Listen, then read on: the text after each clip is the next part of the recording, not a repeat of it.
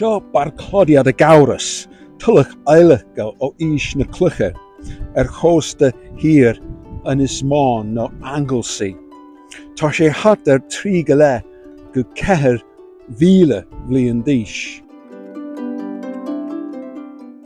Cíolíonn Barclodiad y Gawres go litrúil lán na prún na mná fachig. Awl is dámech ban fachach a gumpar ullach I chrach na prún agus gur hitse agus a fágáil dua is íomhá úntacha im a bharúil. Tuchlíocha sna críogadí bhí me bháthar sira an saoire sin agus bachin leithí sin.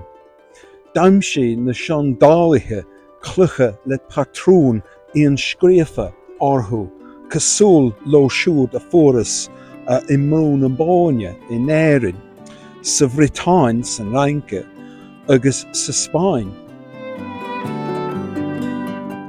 Furadar freisin ír smí tinne bhí curtha amach le isce ina raibh ír smí íosc agus inmhithe beaga, ascan, buamh, nathair agus luch.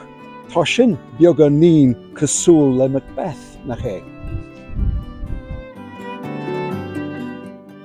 Nuair a bhí me I me gasúr bheag ba gnách lenar winter léanta sira a chachamh seo, chachamar go leor ama thá tintóin in ach Gaeilge agus is minic ar hangamar suas go dtí an áite seo. Síomhann le me.